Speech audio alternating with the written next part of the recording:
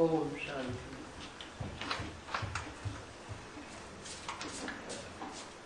आज की तिथि है 7 जनवरी 1967। प्रातः क्लास रिकॉर्ड चला है। सो पाप की दुनिया से दूर कहीं ले चलो।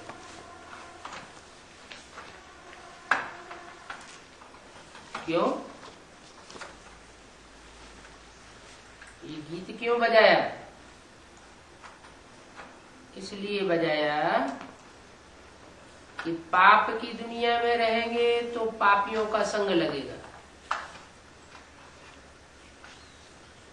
संग लगेगा तो रंग लगेगा, क्योंकि आत्माओं को ही संग का रंग लगता है। एक परम पिता परमात्मा ऐसा है जो इस दुनिया में आता है फिर भी उसको संग का रंग नहीं लगता है। और जो भी मनुष्य आत्माएं हैं, चाहे कोई धर्म पिताएं ही क्यों न हो, इब्राहिम बुद्ध क्राइस्ट ही क्यों न हो, रामकृष्ण की आत्माएं ही क्यों न हो, उनको संग का रंग जरूर लगता है। तो कलयुग की दुनिया तो पाप की दुनिया है। पाप की दुनिया में पापों से छूटना चाहते हैं तो भी नहीं छूट सकते। तो गीत बनवाया है बाप ने, अर्थ भी बताए गए हैं कि बच्चे अब थक चुके हैं, इस पाप की दुनिया से दूर जाना चाहते हैं। दूर कहाँ? पाप की कलयुगी दुनिया से दूर कौन सा देश है? कलयुग से दूर है द्वापर, और द्वापर से भी दूर है त्रेता, त्रेता से भी दूर है सतयुग, और सतयुग में भी आत्माएं आती हैं बहुत दूर देश से, जिसे कहते हैं शांति धाम। तो शांति धाम जाना पड़े पहले। क्यों? उल्टी सीढ़ी चढ़ कर के सुखधाम क्यों नहीं जा सकते? सतयुग में क्यों नहीं जा सकते? इसलिए नहीं जा सकते कि आत्मा पहले अपने स्वरूप को पकड़े। आत्मा है ही शांत स्वरूप। इस पाप की दुनिया में देह अभिमानियों के संग के रंग में आते आते देह अभिमानी बन पड़ी। माने आत्मा अपन को देह समझने लग पड़ी। 5 तत्वों के संघात से बने हुए शरीर में आत्मा अपने को देह अभिमानी जड़त्वमयी मानने लगी। बुद्धि ऐसी जड़ हो गई है कि जो भी काम करते हैं वो उल्टा हो जाता है। समझते हम बड़े बुद्धिमान हैं। आज की दुनिया के तबक्के में वैज्ञानिक बड़े बुद्धिमान माने जाते हैं, लेकिन वैज्ञानिकों की बड़े से बड़ी उपलब्धि जो एटॉमिक एनर्जी है, वो दुनिया का संहार करने के निमित्त बन गई। ऐसी चीज तैयार कर ली कि जिस दुनिया में खुद बैठे हुए हैं वही दुनिया संहार करना चाहते हैं। तो अभी बाप कहते हैं कि बच्चे इस दुनिया से बुद्धियों को हटाओ। हटाने के लिए पहले अपने को आत्मा समझो। मैं ज्योति बिंदु आत्मा हूं, परम धाम की रहने वाली। जब तक आत्मा शांत स्वरूप नहीं बनेगी तब तक सुख नहीं मिल सकता। जैसे कोई को बुखार आ जाए तो पहले वो रसगुल्ला खाना चाहेगा, रसगुल्ला का सुख लेगा, या पहले बुखार उतारना चाहेगा? पहले बुखार उतारना चाहेगा। पहले दुख से दूर हो जाए। आत्मा जब तामसी बनती है देहाभिमानी बनती है तो बहुत दुख फील करती है, और जब आत्मा आत्माभिमानी बनती है तो दुख से छुटकारा मिल जाता है। दुख से छुटकारा मिलना माना मुक्ति मिलना। काहे से मुक्ति? दुख से मुक्ति, तो शांति आ जाती है। तो पहले क्या चाहिए? आदमी दुखी होता है तो दुख से छुटकारा चाहिए, उसे कहते हैं शांति।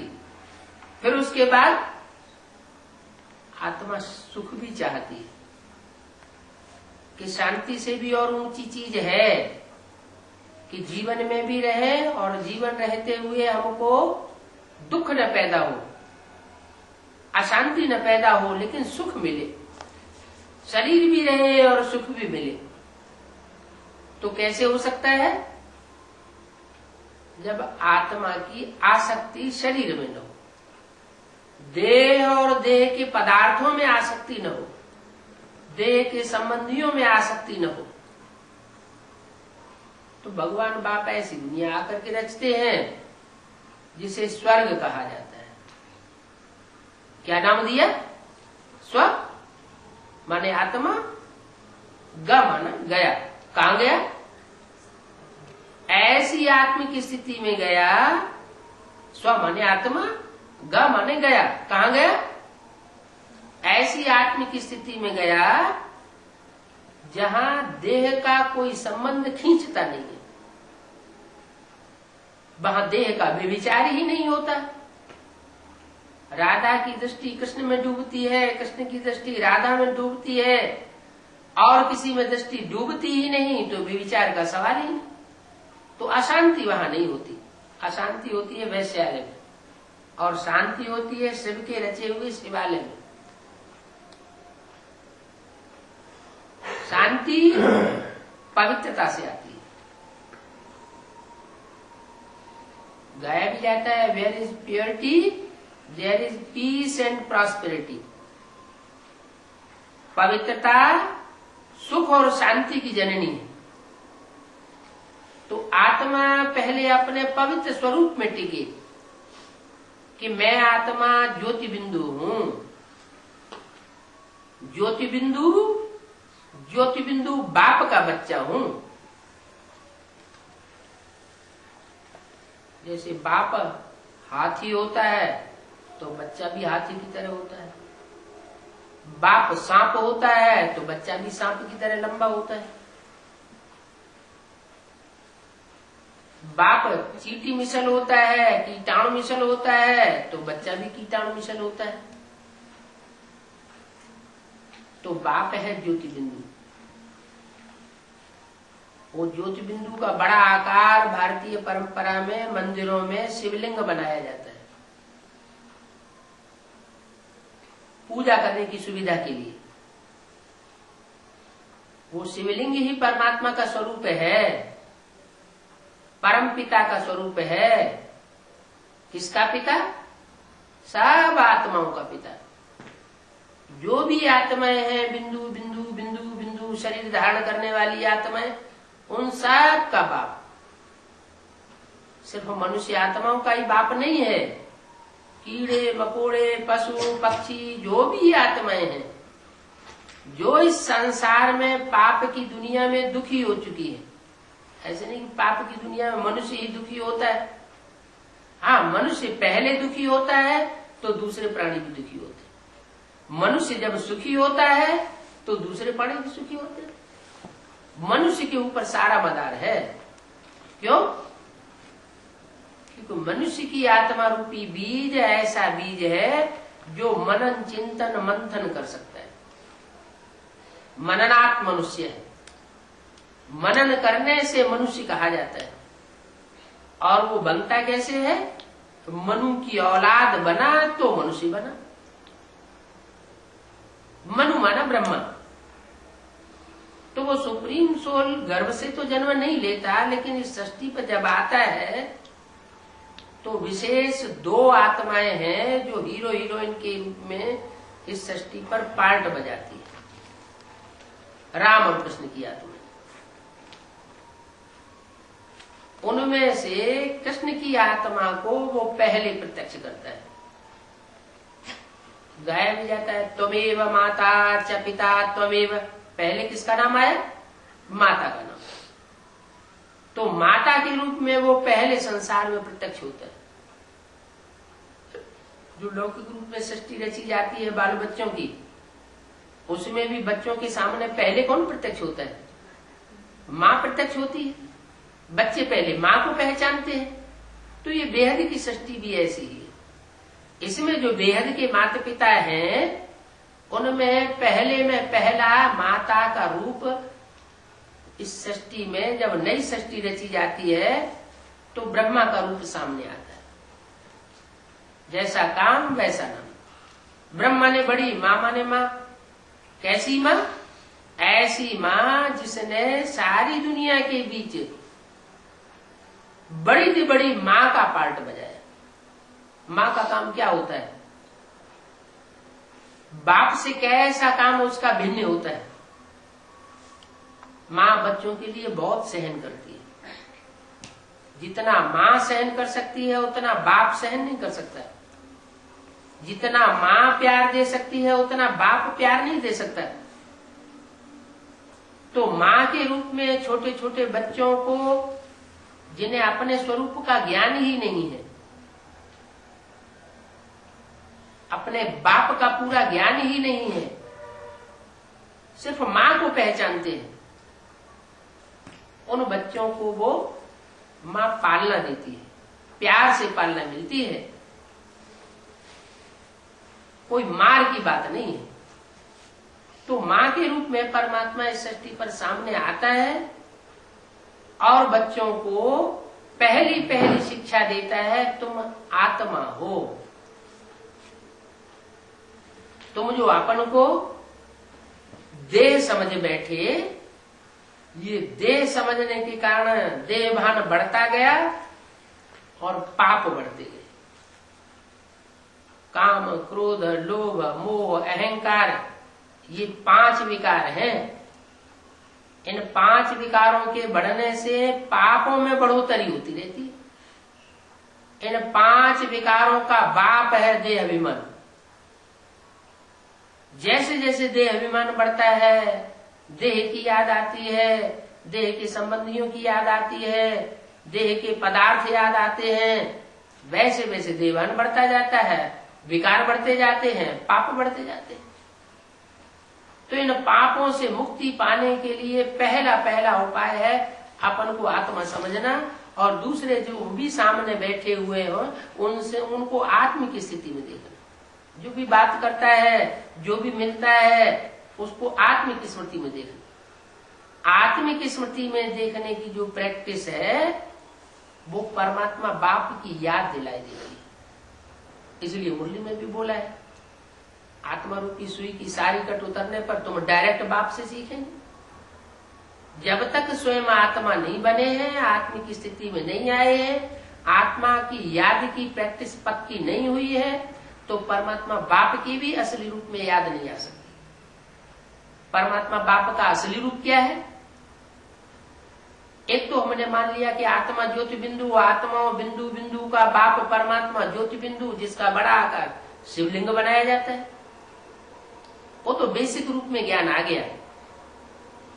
लेकिन वो ज्योति बिंदु कैसे हमारा पिता बनता है, कैसे माता बनता है, कैसे गुरु बनता है, कैसे टीचर बनता है, कैसे सर्व संबंध निभाता है?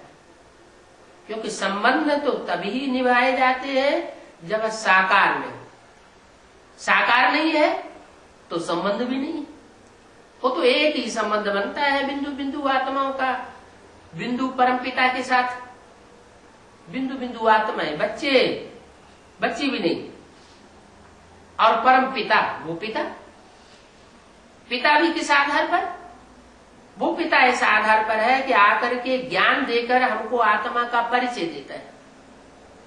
तो हमारी बुद्धि में बैठता है कि हम शरीर नहीं है, हम देह नहीं है, हम देह के आधार पर जो अभी तक दूसरों को परिचय देते आए कि हम मनुष्य हैं, हम पुरुष हैं, हम डॉक्टर हैं, हम मास्टर हैं, हम स्त्री हैं, हम तो ये जो देह का हम परिचय देते आए, वो हम ये नहीं समझे कि इस देह के अंदर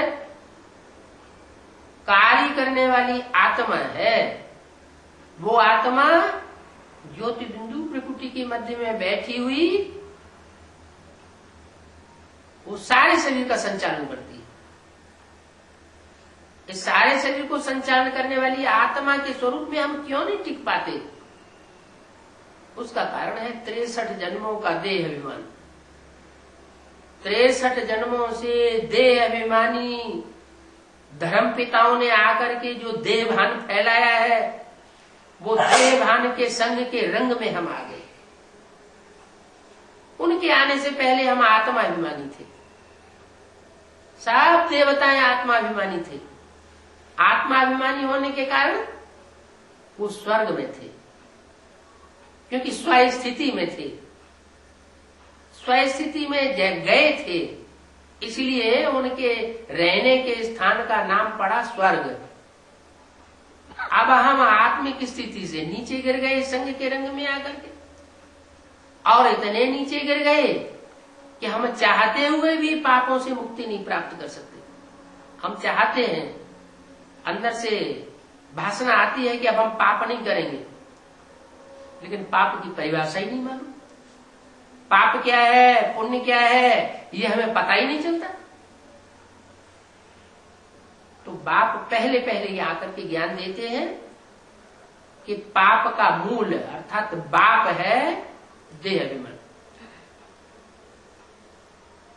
मैं देह अभिमानी नहीं बनता हूं, माने आत्माओं का जो बाप है वो देह अभिमानी नहीं बनता। बल शरीर में आता है, रामकृष्ण के शरीर में प्रवेश करता है, कृष्ण के अंतिम जन्म के चोले में प्रवेश करता है, ब्रह्मा नाम देता है। उसके द्वारा भी तो पाप करने की तो कोई बात ही नहीं, क्योंकि कोई भी ब्रह्मा कुमार कुमारी जो ब्रह्मा से पैदा हुआ, वो आज तक ऐसा कोई ब्रह्मा कुमार कुमारी नहीं मिला, चाहे वो कुखवंशावली हो चाहे मुखवंशावली हो, जो ये कहे कि ब्रह्मा ने हमको दुख दिया, ब्रह्मा ने हमको टेढ़ी नजर से देखा, ब्रह्मा ने हमको अशांति पैदा कर दी। कोई ब्रह्मा कुमार कुमारी ये नहीं कहेगा। तो माँ का जो पार्ट है वो ब्रह्मा के रूप में परमात्मा शिव ने बखूबी निभाया। लेकिन होता क्या है कि बच्चे दो तरह के होते हैं। एक कुछ आत्मा ऐसी होती है कि उन्हें कितनी भी पढ़ाई जाए तो वे अपने स्वरूप को नहीं छोड़ती, क्योंकि ज्यादा से ज्यादा दूसरे धर्म पिताओं के संसर्ग संपर्क में आई है, तो जल्दी अपने देहवान को छोड़ नहीं पाती। न छोड़ पाने के कारण वो आत्मिक स्थिति में टिके ही नहीं पाती। और कुछ आत्मा ऐसी है जो परमात्मा का ज्ञान मिलने के तुरंत बाद उस स्थिति में टिकना आरंभ कर देती है। वो है सूर्यवंशी और चंद्रवंशी आत्माएं, जो सृष्टि की आदि में फाउंडेशन डालने वाली बनती है। ज्ञान सूर्य शिव, वो राम वाली आत्मा में प्रवेश करता है पहले पहले। इसलिए गीता में लिखा हुआ है कि मैंने पहले ये ज्ञान सूर्य को दिया। वो सूर्यवंशी राम वाली आत्मा वो बीज है मनुष्य सृष्टि का। वो बीज ऐसे नहीं है कि जैसे शिव है। शिव को तो जन्म मरण का चक्र लगता नहीं है, और राम वाली आत्मा को जन्म मरण का चक्र लगता है। राम बीज है और उससे जो पहला पत्ता पैदा होता है वो कृष्ण की सूल है, उसको भी जन्म मरण का चक्र लगता है। तो राम कृष्ण जैसी जो आत्माएं हैं उनको भी जन्म मरण का चक्र लगता है। देह अभिमान में आती है, देह में बंधते बंधते देह के सुख भोगते भोगते नीचे गिरती जाती है। तो और दुनिया की कोई आत्मा कैसे बच सकती है? किसी का सदा काल के लिए निर्वाण कैसे हो सकता है? मुक्ति कैसे हो सकती है? शास्त्रों में विद्वानों ने लिख दिया है कि सदाकाल की मुक्ति हो जाती है, सदाकाल के लिए आत्मा जन्म मरण के चक्र से छूट जाती है। लेकिन अंदर से पूछे, कोई आत्मा अपने अंदर झांक के देखे कि वो आत्मा सुख चाहती है या दुख चाहती है, शरीर छोड़ना चाहती है, आत्मा के अस्तित्व को खत्म करना चाहती है हमेशा के लिए, या आत्मा के रहते रहते सुख भोगना चाहती है। तो सब यही कहेंगे कि हमारा शरीर न छूटे, शरीर भी रहे, आत्मा भी रहे, और आत्मा तो होती ही अविनाशी है। भले शरीर छूट जाता है तो आत्मा तो कभी खत्म हो नहीं सकती। परमात्मा के लिए कह देते हैं कि वो बार बार इस सृष्टि पर आकर के इस सृष्टि के मनुष्यों का उद्धार करता है, पतितों को पावन बनाता है, और आत्माओं के लिए कहते हैं सदाकाल की मुक्ति हो जाए। जब आत्माएं इस सृष्टि रूपी रंगमंच से सदाकाल के लिए मुक्त नहीं हो सकती, ये सत्य है। परमात्मा भी मुक्त नहीं हो सकता। परमात्मा भी इस सृष्टि पर बांधा हुआ है कार्य करने के लिए, पार्ट बजाने के लिए। आत्माएं भी इस सृष्टि पर बांधी हुई है पार्ट बजाने के लिए, लेकिन परमात्मा जो पार्ट बजाता है वो तुरीया पार्ट बजाता है। आत्माएं ऐसा तुरीया पार्ट नहीं बजा सकती। तुरीया माने बिल्कुल अलग, और आत्माओं के मुकाबले उस सुप्रीम सोल को संग का रंग नहीं लगता। ये तुरीया पार्ट है। क्यों? क्योंकि वो गर्भ से जन्म नहीं लेता। गर्भ से जन्म क्यों नहीं लेता? इसलिए नहीं लेता कि उसका पाप पुण्य बनता ही नहीं। वो 100% ऐसा कूट कूट के ज्ञान भरा हुआ है उस आत्मा में सदा सर्वदा के लिए, जिसके कारण उसको सदा शिव कहा जाता है, कि वो पाप कर्म कर ही नहीं सकता। किसी शरीर में प्रवेश करके जो भी बोलेगा सत्य ही बोलेगा, जो भी कर्म करेगा सत्य कर्म करेगा, जो भी वाइब्रेशन छोड़ेगा सत्य वाइब्रेशन छोड़ेगा। जिन्हें जिन्हें भी दृष्टि से देखेगा वो सत्य दृष्टि, सत्य सृष्टि का निर्माण करेगी। कलयुग का निर्माण नहीं कर सकता। परमात्मा आता है पाप की दुनिया को नष्ट करके और पुण्य आत्माओं की दुनिया बनाने के लिए। ये काम दुनिया में और कोई नहीं कर सकता है, कोई मनुष्य आत्मा नहीं कर सकती। रामकृष्ण की आत्माएं भी ये कार्य नहीं कर सकती अगर परमात्मा उनमें प्रवेश न करे। वो सुप्रीम सोल ही है जो इस सृष्टि को बदल सकता है अपनी दृष्टि से, क्योंकि उसकी दृष्टि में कोई भी प्रकार का ऐसा निष्कृष्ट भाव आ ही नहीं सकता, क्योंकि वो गर्भ से जन्म नहीं लेता। वो आता भी है तो श्रेष्ठ इंद्रियों की पैदाइश करना सिखाता है। श्रेष्ठ इंद्रियां हैं ज्ञान इंद्रियां, आंख, नाक, कान, मुख, ये ज्ञान इंद्रियां। इन ज्ञान इंद्रियों के प्यार से सृष्टि बनती है। और ये धर्म पिताएं जब से आते हैं मनुष्य गुरु, तब से ये भ्रष्ट इंद्रियों का विविचार फैलाते हैं। उन भ्रष्ट इंद्रियों के विविचार से जो संतान पैदा होती है, जिसे मूत की पैदाइश कही जाए, वो दुखदायी बनती चली जाती है। शुरुआत में तो हर चीज सतो प्रधान होती है। द्वापर के आदि में जब इब्राहिम आए और मूत की पैदाइश शुरू हुई, उस समय ये पैदाइश भी इतनी दुखदायी नहीं थी, सात्विक स्टेज में थी। फिर धीरे धीरे दुखदायी बनती चली गई। पहले सतो प्रधान, फिर सतो सामान्य, फिर रजो, और लास्ट में आकर के तामसी बन गई। भगवान भी आकर के जो सृष्टि रचता है, सत्य सृष्टि सतयुग की बनाता है, वो भी पहले पहले 16 कला संपूर्ण होती है। 16 कला संपूर्ण जो सृष्टि बनाता है, वो त्रेता के अंत में आकर के 8 कलाओं से भी नीची हो जाती है। देहभान शुरू हो जाता है। देह का सुख भोगते भोगते देवताएं अपने को देह समझ बैठते हैं। आत्मिक स्वरूप भूल जाता है। तो आत्मिक स्वरूप भूला, देह अभिमान में आया, माना नरक में आया। नरक क्यों कहा गया ना? नर माना मनुष्य, का माना करे। मनुष्य जो कुछ करता है वो है नरक। मनुष्य जो भी काम करेगा, जब तक परमात्मा का ज्ञान नहीं होता है तो मनुष्य है, नर है। नर जो भी करता है वो उल्टा ही काम करता है। और भगवान उन मनुष्यों से ज्ञान देकर के जो कार्य कराता है तो सुलटा होता है। सुलटा क्या होता है? नर को नारायण बनाता है। मनुष्यों के ज्ञान से, मनुष्य गुरुओं के ज्ञान से मनुष्य नीचे गिरते गिरते असुर बन गए, राक्षस बन गए। कोई कर्म करेंगे तो पाप बन जाएगा, कोई वाचा बोलेंगे तो पाप बन जाएगा,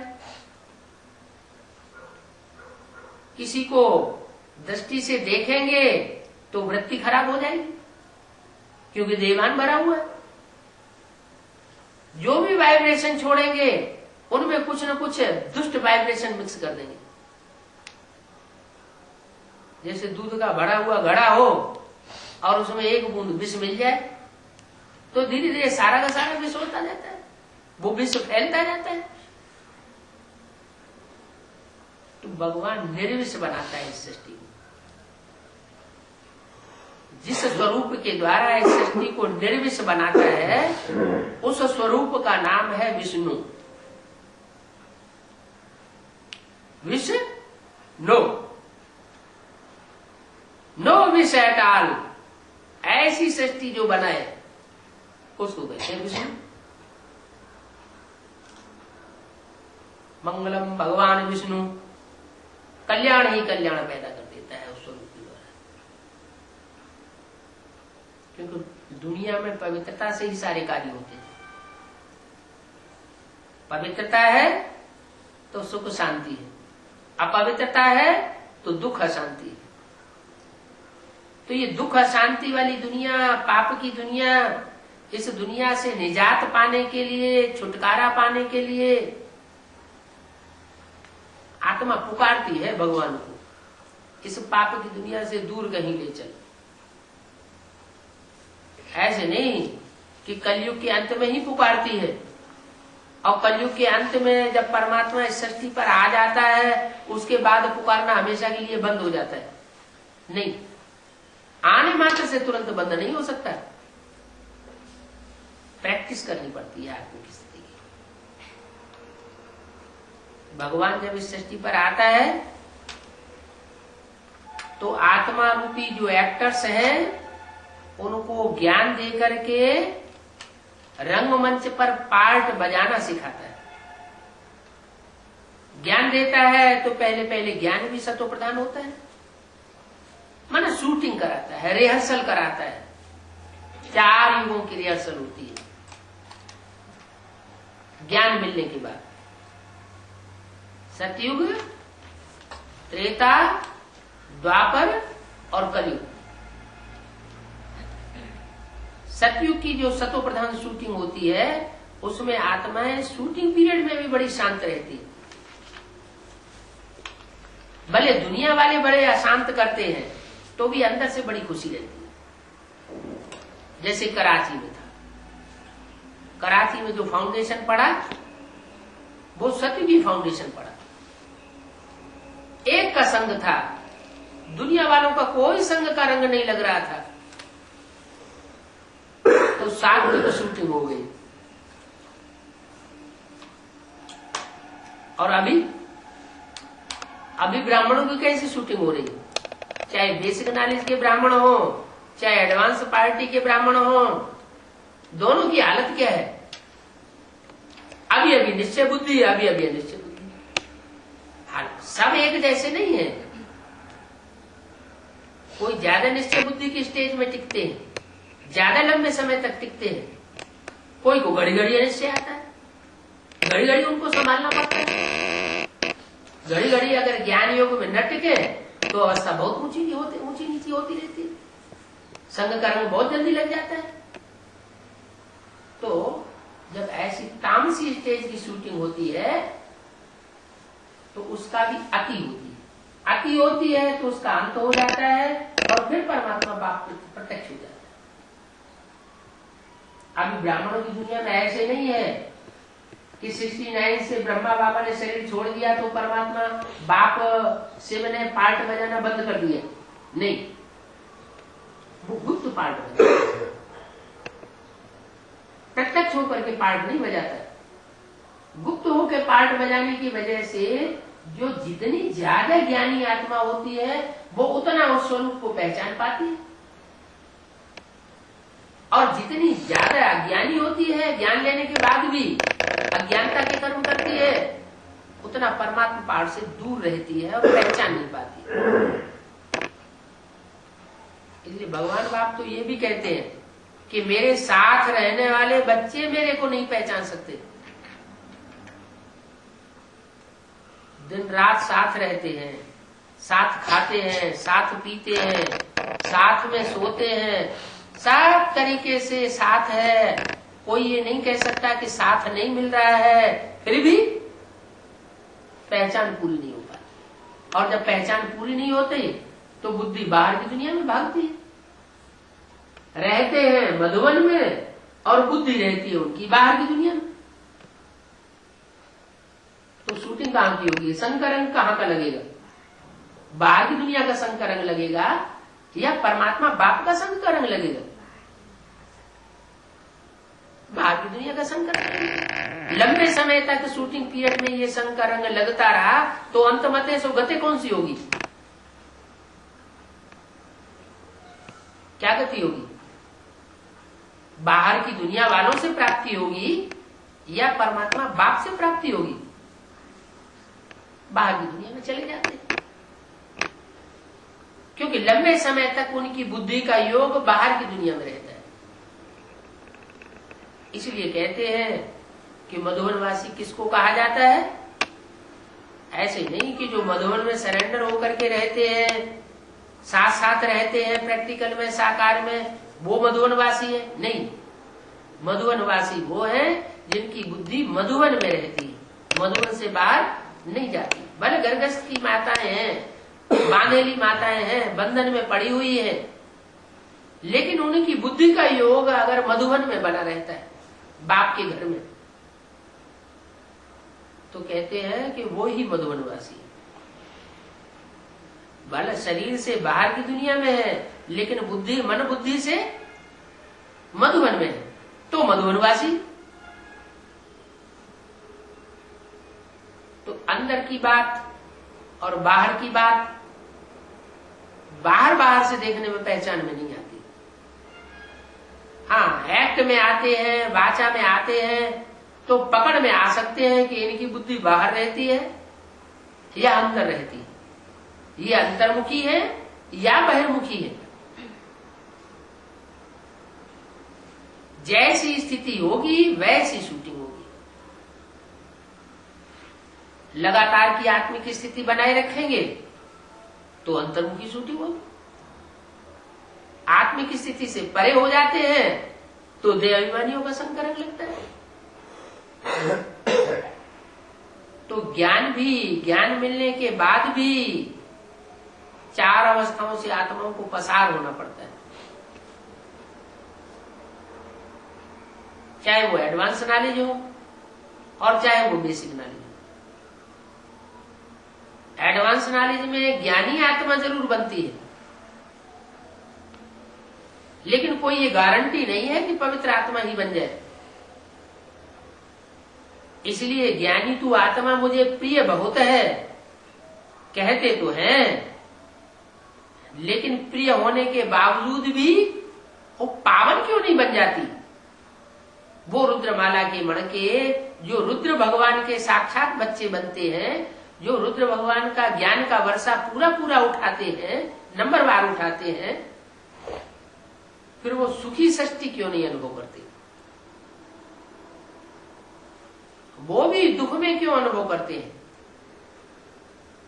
स्वर्ग का अनुभव क्यों नहीं करते? इसलिए नहीं करते कि जो असली पढ़ाई है, पढ़ाई का जो लक्ष्य है, उस लक्ष्य को प्राप्त नहीं करते। पढ़ाई का लक्ष्य ये नहीं है कि हम ज्ञानी बन जाएं। ज्ञानी तो रावण भी था, प्रकांड विद्वान था, वेदों शास्त्रों का भंडार उनके हाथों में दिखाया जाता है। रावण के हाथों में वेद शास्त्र दिखाए जाते हैं, जैसे ब्रह्मा के हाथ में वेद शास्त्र दिखाए जाते हैं, रावण के हाथ में भी दिखाए जाते हैं। माने प्रकांड विद्वान था, लेकिन कर्म खराब थे। तो ज्ञान हो और आचरण में अगर ना उठाया जाए तो वो रावण का ज्ञान हो जाता है। ज्ञान प्रैक्टिकल जीवन में धारण होना चाहिए। प्रैक्टिकल जीवन में अगर ज्ञान धारण है तो वो देवता बन सकता है। धारणा में नहीं आता है तो वो देवता बन नहीं सकता। इसलिए रुद्रमाला के मण के रुद्रमाला बनकर के तैयार हो जाती है ज्ञानी तो आत्माओं की नंबरवार, लेकिन वो विजय माला नहीं कही जा सकती। माना विकारों के ऊपर जीत पाली है, ये नहीं कहा जा सकता, क्योंकि लक्ष्य जो था पवित्र रहने का। पवित्र बनो, योगी बनो, ऐसे नहीं ज्ञानी बनो। ज्ञान तो साधन है। ज्ञान साधन से आत्मा जितनी ज्ञानी होगी उतना परमात्मा के स्वरूप को ज्ञाता होने के कारण, जानकारी होने के कारण वो परमात्मा को ज्यादा याद करेगा। ज्यादा याद करेगा तो पाप कर्म जास्ती भस्म होंगे। पाप कर्म जब जास्ती भस्म होंगे तो आत्मा हल्कापन महसूस करेगी। लेकिन ये भी है कि अगर पाप कर्म कर लिया तो 100 गुना बोझ भी चढ़ता है। तो इस बात में बहुत अलर्ट रहना पड़ेगा। क्या कि पाप क्यों हो जाता है? पाप हो जाता है संग दोष और अनुदोष से। लगातार अन्न दोष से बचे रहे और बीच में कहीं कोई ऐसा हो जाता है कि अन्न दोष में चक्करी में आ गए तो वहीं से बुद्धि खराब होने लगी। अन्न जो है बुद्धि को नष्ट करता है, दोष को बहुत जल्दी पकड़ता है। जैसे संग दोष को पकड़ता है वैसे अन्न भी दोष को पकड़ता है। इसलिए जितना कायदा उतना फायदा। अपनी आत्मा के शक्ति को भी देखना पड़ता है। कोई में आत्मा की शक्ति है कि वो किसी के साथ है, उसका कल्याण करने के लिए थोड़े समय के लिए उस आत्मा के कल्याण के हिसाब से अन्न दोष में आ भी जाता है, लेकिन याद में खूब रहता है। अंदर की अलर्टनेस पक्की है, मोह में माया में नहीं फंसता, उन आत्माओं के अटैचमेंट में नहीं आता, ऊपर ऊपर से व्यवहार करता है तो बच जाता है। अगर अटैचमेंट में आ गया और अन्नदोष भी कर लिया, संग में भी आ गया तो नहीं बच सकता। तो आत्माएं जो है पुरुषार्थ करती है, लेकिन पुरुषार्थ करते करते पाप का ध्यान बहुत रखना पड़े। संग दोष में आती है तो पाप हो ही जाता है, और जिनके संग में आती है उनका अन्न भी खाना पड़ता है, नहीं तो नाराज हो जाते हैं। तो आत्मा अंदर से चिल्लाती है, इस पाप की दुनिया से दूर कहीं ले चल, बहुत दूर ले जा, जो इनके संग के रंग में आना ही न पड़े, जो हम नीचे गिरे। आत्म की स्थिति में रहने वाले जो प्रैक्टिस करने वाले हैं वो भी ऐसे कहने लग पड़ते हैं। जब ऐसी स्थिति हो जाती है तब फिर परमात्मा को अपने स्वरूप को प्रत्यक्ष करना पड़ता है। गुप्त पार्ट बजाता है, फिर प्रत्यक्ष पार्ट बजाता है। जब प्रत्यक्षता होती है तो फिर सभी पहचान जाते हैं, वो कोई बड़ी बात नहीं है। सूर्य उग करके सामने आ गया फिर पहचान लिया तो कोई बड़ा पुरुषार्थ नहीं है। इसलिए कहते हैं सूर्य उगने से पहले जो वेला होती है वो अमृत वेला होती है। उस अमृत वेला में अमृत बरसता है। वो अमृत जिसने पिया वो अमर हो जाता है। तो अभी ज्ञान सूर्य गुप्त है,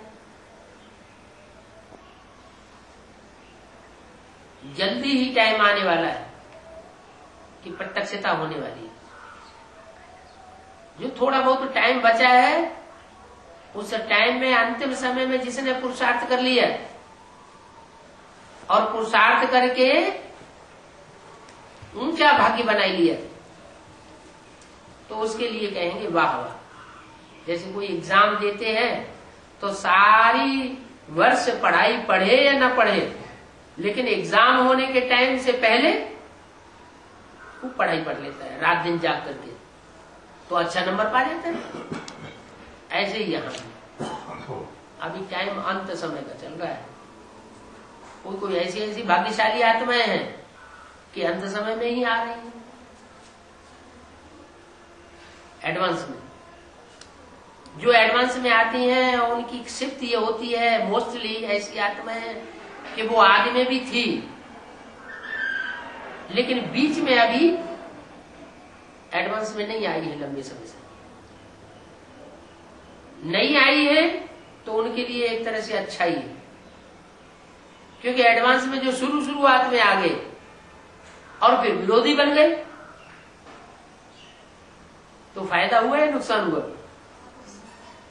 ये तो बहुत भारी नुकसान हो गया। सदगुरु निंदा कराने वाले बन गए।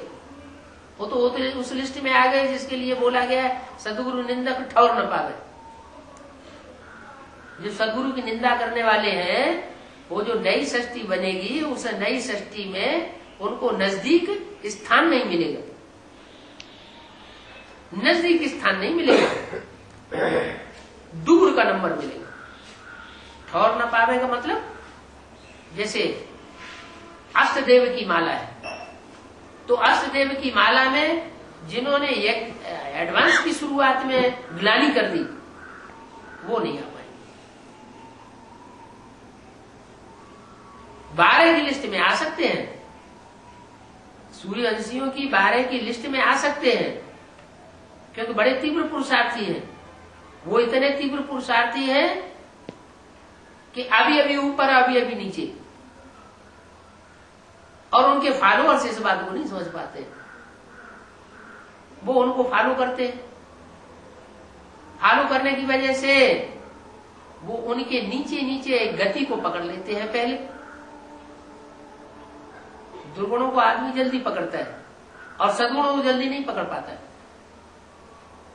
माया का एक बहुत बड़ा सद्गुण है, कौन सा?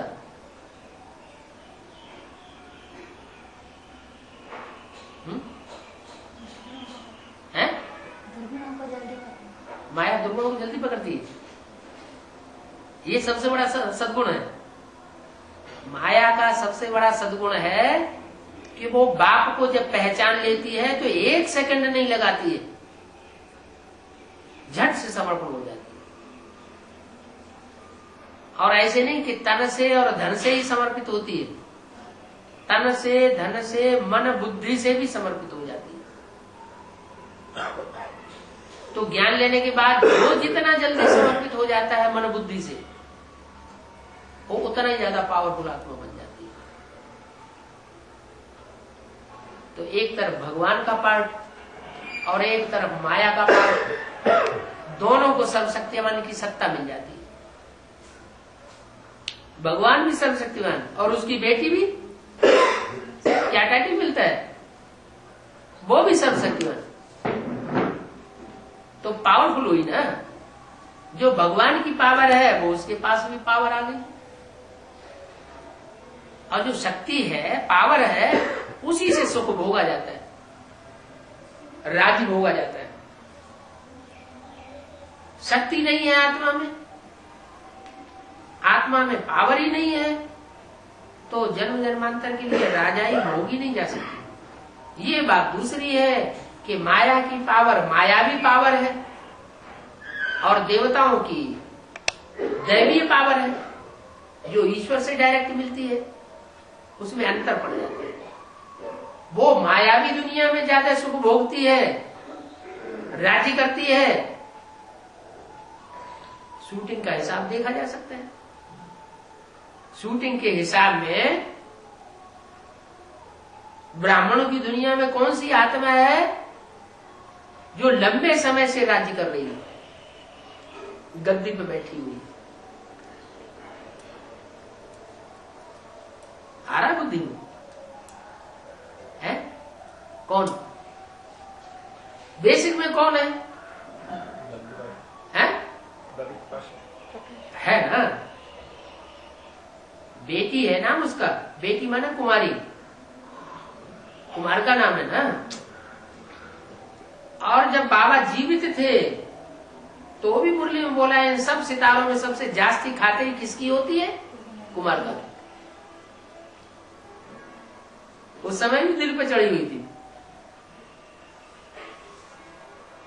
और उस आत्मा का समान पुरुषार्थी हुई विश्व किशोर भाऊ, वो भी बाबा के दिल पर चढ़े हुए। धन संपत्ति सारी उसकी निगाह में रहती थी। यज्ञ में जो भी भंडार था, कोई बड़ा काम करने के लिए बाबा उसको भेजते थे पहले। जैसे कराची छोड़ करके जब हिंदुस्तान आए, बड़े जहाज में माल डाल और बच्चों को लेकर के बाबा जब आए बंबई में, तो बंबई से सबसे पहले विश्व किशोर भाऊ को भेजा कि जाओ बड़े शहरों में खोजो जाके कहीं कोई बड़ी बिल्डिंग मिल जाए। अहमदाबाद जाओ, पहले अहमदाबाद में भेजा, देखो जाके कोई स्थान। विश्व किशोर भाऊ को वहां स्थान ही नहीं मिला। अहमदाबाद में कोई स्थान नहीं मिला, ऐसा कोई बड़ा बंगला मिला नहीं। फिर किसी ने उनके कान में ऐसा बताया कि वो एक बंगला वहां माउंट आबू में खाली पड़ा है, पोखरान हाउस, किसी राजा का बंगला है। वहां जाने से वो मिल गया। तो कोई भी बड़ा कार्य करते थे बाबा, तो विश्व किशोर भाऊ आगे रख देते थे। वफादार बच्चा था बाबा।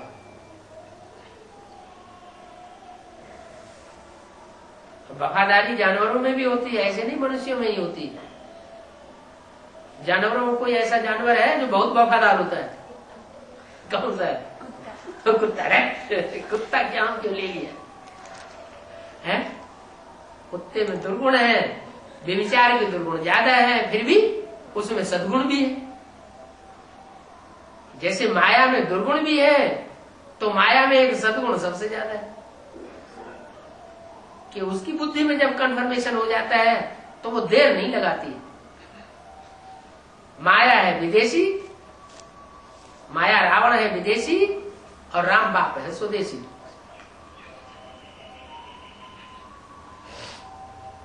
फौरन कौन करता है? जो फौरन करता है वो फॉरेनर। ज्ञान मिला और फौरन से फैसला ले लिया, उसके कहते हैं फॉरेनर। भारत की कन्याएं होंगी तो 20 बार सोचेंगी, जल्दी नहीं सरेंडर होती, घिस घिस बहुत लगते हैं। फॉरेन की कन्या होगी, अगर बुद्धि में बात बैठ जाएगी तो पट से सरेंडर हो जाएगी। फॉरेन माने फौरन। और हिंदुस्तान में ये परंपरा है कि माना जाता है कोई काम करो तो जल्दी मत करो, अच्छी तरह से सोच समझ के फिर कदम उठाओ। ऐसा ना हो कदम उठाने के बाद फिर पीछे आना पड़े, वापस आना पड़े। अगर कदम उठाने के बाद वापस आना पड़ा तो मामला बिगड़ जाएगा। जैसे फॉरेनर्स, एडवांस पार्टी शुरू होती है और फॉरेनर्स बाप को प्रत्यक्ष करते हैं, क्योंकि नियम बना हुआ है विदेशी ही बाप को प्रत्यक्ष करते हैं।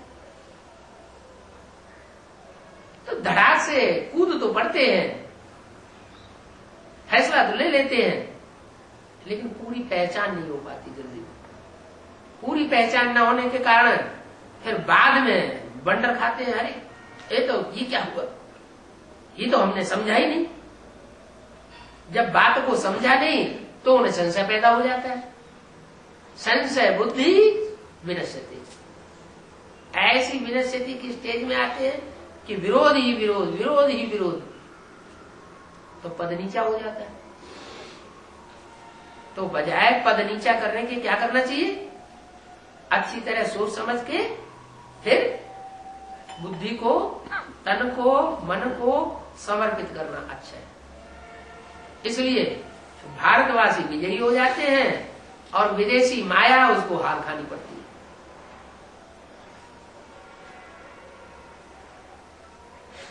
माया मां आया, क्या नाम है, मां माने नहीं, संस्कृत में मां माने नहीं और आया माने आया। ना आई होती तो ज्यादा अच्छा था।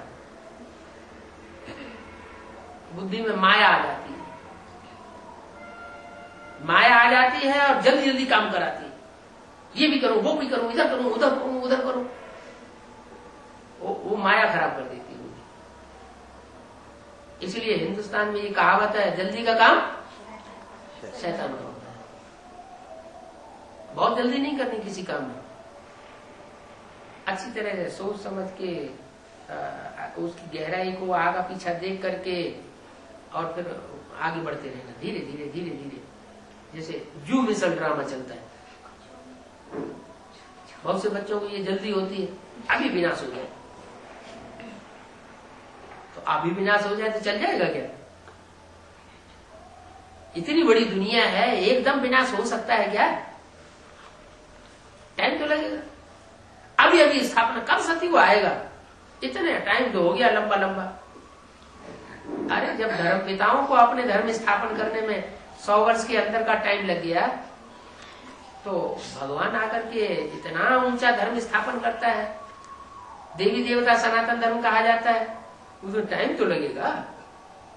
जमते जामते थोड़ा ही हो जाता है, क्या तेली पे आम जमे आएगा? थोड़ा इंतजार करना पड़ता है, धैर्य धारण करना पड़ता है। बाबा बोलते भी रहते हैं, रिकॉर्ड भी बजाते रहते हैं, क्या कौन सा रिकॉर्ड बजाते हैं? धीरज धर मनुआ, धीरज धर, तेरे सुख के दिन आवेंगे। अरे कलयुग में इतने जन्मों से दुख भोगते आए, द्वापर में, कलयुग में, तो अब ये लास्ट जन्म का बहुत टाइम तो बीत गया है, थोड़ा सा समय रह गया है। इसमें भी ये गारंटी, अगर श्रीमत पर चलते रहेंगे तो दुख अनुभव नहीं हो सकता, और मनमत पर और मनुष्य की मत पर चलेंगे तो दुख पकड़ लेता है, अशांति पकड़ लेती है। बाबा डोरापा भी देते रहते हैं, मुरली में बोलते रहते हैं, हेवनली गॉडफादर मिला है तो हेवन में होना चाहिए। फिर रोते क्यों हैं, दुखी क्यों होते हैं, क्या कारण? हेवनली गॉडफादर मिला, अरबपति बाप हो, मल्टी मिलियनर बाप हो, और बच्चा पैसे पैसे के लिए दुखी हो, तो कोई कारण होगा ना? क्या कारण होगा?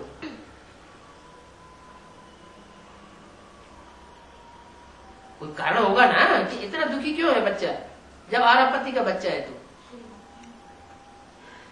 जरूर बाप की मत पर नहीं चलता होगा, अपनी ढपली अलग बजाएगा तो दूर हो ही जाएगा। ऐसे ही यहां भी है, बाप सबसे जास्ती दबाव देते हैं इस बात पर कि इस दुनिया में सारा भ्रष्ट है। जो आज बहुत प्यार दिखा रहे हैं वो कल इतने स्वार्थी बन जाएंगे कि पता ही नहीं चलेगा कि इतने स्वार्थी ये हो सकते हैं। विश्वास ही नहीं कोई कर सकता ये ऐसे इतना नजदीक संबंधी, इतना ऐसा अविश्वासी हो सकता है। सैंपल भी दे दिया यज्ञ के आदि का, साथ साथ तालों के अंदर बंद करके रखा, इतना प्यार करते थे। फिर जब हिंदुस्तान पाकिस्तान की लड़ाई हुई, खून की नदियां बहने लगी, तो इतना भय पैदा हो गया कि कहाँ बहन है, कहाँ बेटी है, कहाँ पत्नी है, उनकी चिंता ही नहीं, उन्हें ध्यान ही नहीं दिया, बखड़े हुए। जैसे घर में कभी जोर से आग लगती है तो पता चलता है कि सच्चे माँ बाप कौन है और झूठे माँ बाप कौन है। सच्चाई होती है तो पहले बच्चों को बचाएंगे, झूठे होते हैं तो अपनी जान लेकर भाग जाएंगे, बच्चों की परवाह नहीं करेंगे। ऐसे ही दुनिया है। इस दुनिया में तो अभी झूठ और ज्यादा बढ़ता चला जा रहा है, सब झूठे बन जाते हैं, एक भी सच्चा नहीं रहता है। अगर सच्चा रहता भी है तो सुप्रीम सोल जिसमें मुकर्रर रूप से प्रवेश करता है वो ही सच्चा साबित होता है। इसलिए एक की कथा गाई हुई है, सत्यनारायण की कथा, सत्य लक्ष्मी की भी कथा नहीं गाई हुई है। 2500 साल साथ में रहेगी, नारायण वाली आत्मा के साथ कितना टाइम साथ में रहेगी? 21 जन्म का साथ देता हूं। वो बाप होते हैं लौकिक बाप, वो तो ऐसी जोड़ी बनाते हैं किसी एक जन्म में पूरा साथ निभाए न निभाए, बीच में ही शरीर छोड़ के चली जाए या चला जाए। और ये बेहद का बाप तो 21 जन्म का साथ देते हैं, 21 जन्म की पक्की शादी कराते हैं। तो 2500 साल साथ रहने वाली, उसमें तो संग का रंग सबसे जास्ती होना चाहिए। तो कलयुग के अंत में उसकी सत्यनारायण की, सत्य लक्ष्मी की कथा क्यों नहीं होती? क्योंकि वो भी कुछ न कुछ देहधारियों के प्रभाव में आ जाती है, झूठी बन जाती है। सच्चा होगा उसको आग कोई परिवर्तन नहीं करेगी, उसमें खाद मिली हुई होगी चांदी की, कॉपर की, तो उसमें अग्नि जो है अपना काम करेगी, जलाएगी, खाद जलाई जाती है। सोना का क्या जलेगा? सोना तो सोना है, 24 कैरेट का सोना होगा, वो ज्यों का त्यों रहेगा, उसमें परिवर्तन आने वाला नहीं। तो जिनको संग का रंग लगता है जिन आत्माओं को, वो झूठी हो जाती है। जो जन्म जन्मांतर झूठों से टकराता रहा होगा वो यहाँ संगम युगी जीवन में भी देखने में आएगा क्या टकराता रहा। अपने स्वरूप को नष्ट नहीं होने दिया। लेकिन बाबा कहते हैं माया बड़ी प्रबल है, ऐसा अहंकार कोई न करे। कैसा अहंकार? कि माया हमको नहीं जीत सकती, हमारे ऊपर माया का कोई असर नहीं हो सकता। लास्ट जन्म में आकर के वो राम की आत्मा भी हार जाती, माया के चंबे में आ जाती, प्रभाव में आ जाती, नीचे गिर जाती। और इतनी नीचे गिरती, इतनी नीचे गिरती, इतनी नीचे गिरती कि दुनिया में कोई भी आत्मा, कोई भी शख्सियत इतनी नीचे नहीं गिर सकती।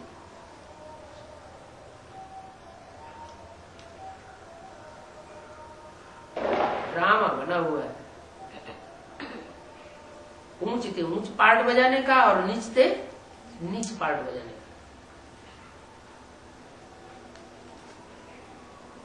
बड़े थे बड़ा पापी और बड़े थे बड़ा पुण्यात्मा, बड़े थे बड़ा देवता और बड़े थे बड़ा राक्षस है। राम वाली आत्मा भी राक्षस बनती है क्या? अरे राम वाली नहीं है, कृष्ण वाली आत्मा भी राक्षस बनती है। नहीं तो मुरली में क्यों बोला गया राम ही रावण बनता है, कृष्ण ही कंस बनता है? क्यों बनता है, किस लिए बनता है, ऐसा वंडरफुल ड्रामा क्यों बना हुआ है, वो फिर समझने की बात है।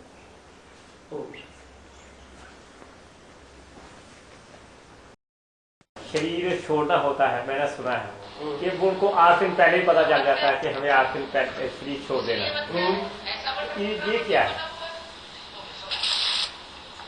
कोई आत्मा किसी जन्म में ज्यादा पाप कर्म नहीं करती है, कम पापी होती है दूसरों के मुकाबले, तो सात्विक स्टेज वाली होती है, उनको पता चल सकता है।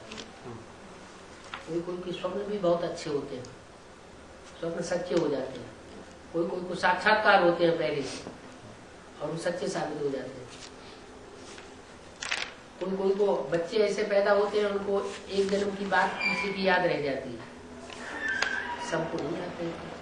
नहीं, मैंने सुना, उन्होंने अपने तजर्बे बताए ना। तो ये अपने अपने कर्मों की गुण गति के हिसाब से होता है। जब उन्होंने जाना शरीर छोड़ना होता है तो वो बोल देते हैं कि मुझे इस दिन शरीर छोड़ना है, और बस वो बैठ जाते हैं।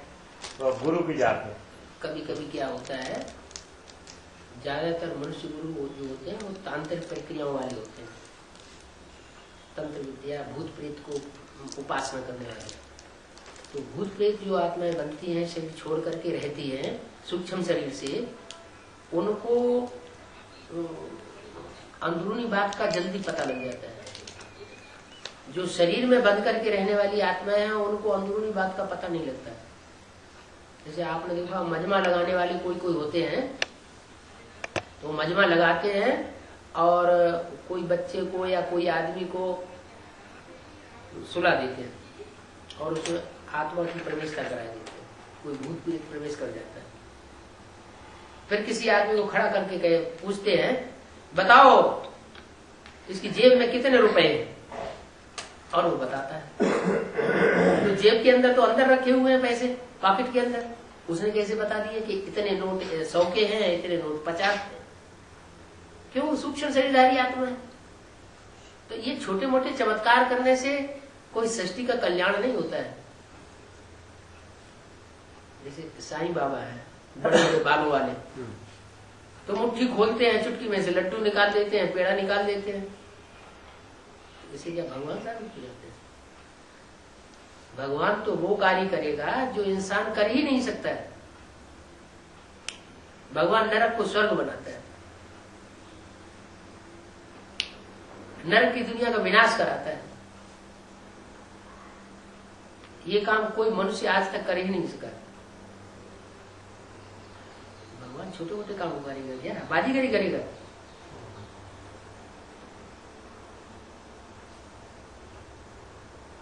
जादूगरों का काम, बाजीगरों का काम होता है छोटा मोटा। भगवान को बड़ा काम करता है और गुप्त रह करके करता है। प्रत्यक्ष भी नहीं होता और गुप्त भी काम सारा संपन्न कर देता है, बाद में पता चलता है अंत, जब काम सब संपन्न हो जाता है।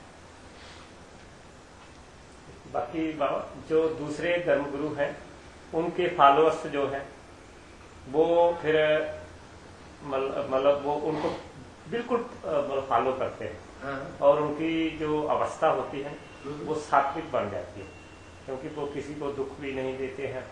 जो फॉलोअर्स ऐसा दुनिया में कोई है ही नहीं। हाँ, जो मन से, वचन से, कर्म से किसी को दुख देता ही ना हो। थोड़ा बहुत, हाँ, थोड़ा बहुत होता होगा, वैसे ऐसे दिखने में आते हैं कि नहीं।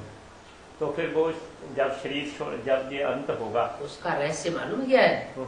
मालूम भी है, फिर हम भूल जाते हैं। नहीं तो ये प्रश्न ही न करें। जो ऊपर से नई नई सोल उतरती है, जैसे आचार्य जी से आए, और उनके पीछे पीछे जो उनके फॉलोअर्स आए, तो नई आत्माएं इसलिए शुरुआत में 2-4 जन्म वो सात्विक स्टेज का पार्ट बजाती है, इसलिए ऐसा है। और जो सबसे पुराना धर्म है, उस धर्म की आत्मा एकदम तामसी बन गई है, ज्यादा तमो प्रधान बनती है। उन्होंने सुख भी ज्यादा भोगा है, तो अंत में आकर के दुख भी ज्यादा भोगती है। तो उनसे टैली करना बेकार है। नहीं, इसका मतलब है कि वो आत्माएं जब शरीर छोड़ेंगी तो परमधाम में ज्यादा जन्म बैठी रहेंगी। हाँ, वो ज्ञान कम उठाती है, अहंकार इतना रहता है। आज जो जितने दुनिया में जो बड़े बड़े गुरुओं के चेले हैं, वो ज्ञान सुनते ही नहीं। उदयधारी गुरुओं का उनको ज्यादा नशा करेंगे। उनमें नशा है कि वो 8-8 घंटे उनकी याद में बैठे रहते हैं। जो उन्होंने बताया बस बैठे। हाँ, जो उन्होंने बताया उसकी 8-8 घंटे बैठे रहते। तो फिर और देहधारियों से अटैचमेंट होगा ना, फिर अटैचमेंट जितना बढ़ेगा उतना जास्ती याद आएगी। ऐसे नहीं किसी देहधारी की याद करने से सुख मिलता नहीं है, मिलता है, लेकिन अल्पकाल का सुख मिलता है। रिजल्ट में फिर बाद में पता चलेगा कि हम लंबे समय तक शांति धाम में बैठे रहेंगे, उनकी आत्मा, और थोड़े समय के लिए षष्ठी पार करके शुभ होगा। अंत में उनको पता चलेगा। क्यों नहीं पता? 500 करोड़ मनुष्य आत्माओं में से कोई भी ऐसी आत्मा नहीं जो बाप के घर को न पहचाने और बाप को न पहचाने। नहीं तो इस दुनिया से छुटकारा हो ही नहीं सकता। इस दुनिया से छुटकारा तो तभी होगा, माने मुक्ति का वर्षा तभी मिलेगा। मुक्ति माने छुटकारा, दुख अशांति से छुटकारा तब ही मिलेगा जब बाप को पहचाने। बाप का वर्षा कैसे पाएंगे? बाप का बच्चा नहीं बनेंगे तो बच्चा वो जो बाप की बात माने। रचयिता अगर रचना के कंट्रोल में आ गया और मोह में फंस गया तो रचयिता रचयिता नहीं। रचयिता हमेशा कंट्रोलर होना चाहिए, रचना कंट्रोल्ड होनी चाहिए।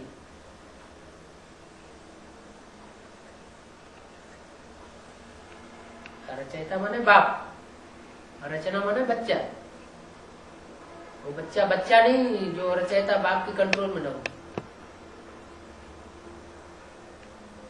वो पत्नी पत्नी नहीं जो पति के कंट्रोल में न हो। पति है रचयिता, पत्नी है रचना। छोटे छोटे चमत्कारों में दुनिया फंस जाती है।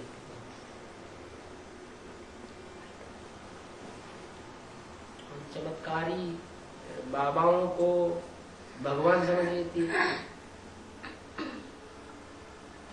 यही है, क्योंकि मैं राधा स्वामी सत्संग है ना, तो वहाँ तो जाते ही रहते हैं। तो वहाँ अभी भी जाते हैं, मगर पहले तो हमारा 20 साल समझो हो गए, तब तो हम तब से जाते रहते हैं। तभी का मैं उनका ही बता रहा हूँ कि वहाँ पर तो ऐसी ऊंची स्टेज के लोग मिलते थे कि वो दिन रात वो सोते भी नहीं थे। तो वो उनकी अवस्था देखनी है तो खेला हुआ चेहरा, बस थकावट बिल्कुल नहीं। रात को वो ड्यूटी देते थे। राधा स्वामी सत्संग की शुरुआत किसने की? हाँ, स्वामी जी। शुरुआत हुई जैसे स्वामीनारायण संप्रदाय है। हाँ हाँ, तो उनके तो गुरु हुए हैं स्वामीनारायण। हाँ, एक बाबा थे, हाँ, उनसे शुरुआत हुई 500 साल पहले। ऐसे राधा स्वामी सत्संग की शुरुआत किससे हुई? ये दयाल बाग में है स्वामी जी। नहीं? कितने साल पहले की हिस्ट्री है? ये है 100 साल पहले की, 150 साल हो गया। हाँ, ये अभी लास्ट की आत्मा है। लास्ट में तो थोड़ा सुख में रहेंगी, लास्ट में प्रत्यक्षता होगी, तब वो भी तामसी बन जाती है। वो भी आत्मा नई नई सृष्टि को उतरती है। पहले सतो प्रधान, जन्म लेते लेते तमो प्रधान। वो तो मैंने देखा ना, अभी बीच में हुए तो हमने देखा बड़ों का भी अंदर से वो दुख ही देते हैं। किसी की असलियत का पता तब चलता है जब उसके साथ रहा जाता है। हाँ, नहीं यही हुआ ना। दूर दूर से सुन करके तो सुनी सुनाई बातें मिलती हैं, हाँ। लेकिन नजदीक लगातार कोई रहे तो पहचान सकता है कि असलियत क्या है। वो भी भगवान को वो भी नहीं पहचाना जा सकता। उसमें भी एक पार्टधारी तो प्रत्यक्ष ही कर दिया बाबा ने। शंकर का ऐसा वंडरफुल पार्ट है जो तुम बच्चे भी समझ ना सको। जिन बच्चों को डायरेक्ट ज्ञान देते हैं वो बच्चे भी नहीं पहचान पाते।